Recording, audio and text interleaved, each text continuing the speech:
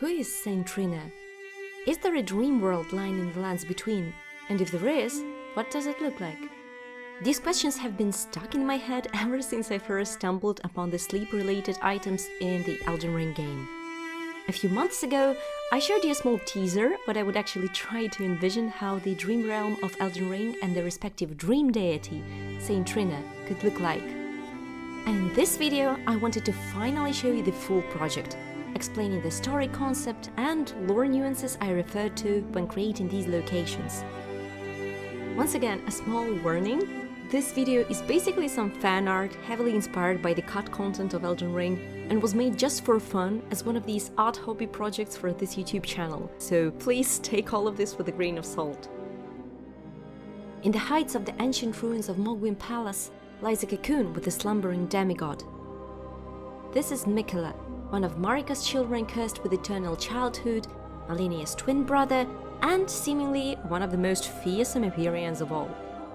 And there is one specific character that is closely connected to Miquella and is like a superstar when it comes to cut content.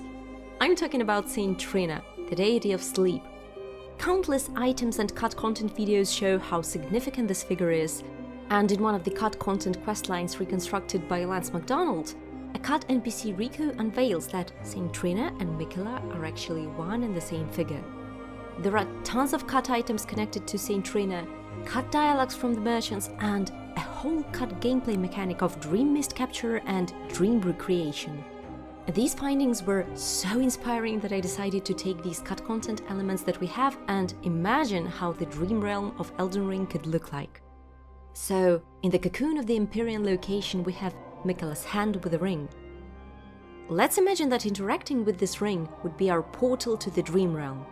You are immediately taken away to the further unknown map sections, and at once you notice that sites of grace bear a different hue.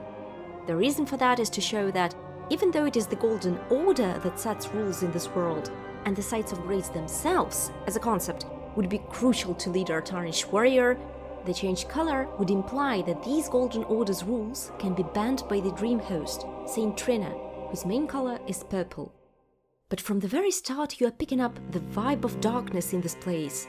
All of the locations you are traversing resemble a nightmare more than a dream, and technically this is true, as Miquella is being kept hostage at Miquella Palace, and despite his ability to ward away the meddling of outer gods like the Formless Mother, it would be logical to see the dream counterpart affected by this horrific event, the dream world once light and functional, almost drowning in darkness.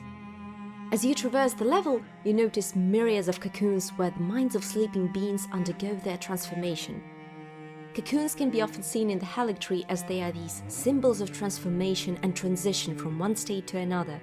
Moreover, the nascent butterfly is often associated with Miquella, and I thought it was important to use cocoons generously in this environment. After all, we're traversing the land of dreams under the special protection of St.Trina/Miquella. And what reminds us more of both transformation and slumber than a cocoon? After passing through the Cocoon Grove, you end up in the forest of ancient bowers, also referenced in the cut content. I thought that since it is the forest of the bowers, literally, it would be logical to make these settlements on these trees where the bowers would use their distance and verticality at their advantage against you. In the end of this level you see a boss arena in its corrupted state with a very dark atmosphere. In the pond full of water lilies lies the dream goddess, St.Trina, with silver tears coming out of her eyes. It is your duty to defeat this corrupted version of St.Trina to get the dream world back to its normal state. Now about the character design itself. When thinking about the design variation for St.Trina, I collected a bunch of items directly connected to her and used them as a starting point. In-game there were a couple of Miquella statues where I grabbed some of the elements for Trina's dress.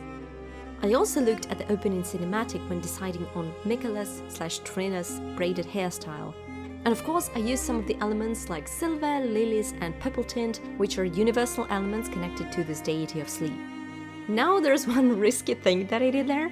I noticed that on St.Trina's torch, we don't really see her eyes, and instead we have this third eye thing going on her forehead. I decided to create a mask with this third eye, but with a little additional Easter egg here. I wanted to draw some visual parallels between St.Trina and Gwyndolin from Dark Souls, as Gwyndolin seems to share a connection to one of the dream gods of Dark Souls, Miquella. We see this resemblance from the Spirit Tree Shield and the Grand Spirit Tree Shield items descriptions which mention Miquella, god of dream. Once there was a boy who was easily frightened until the talking tree of Dreamworld transformed itself into a shield to protect him.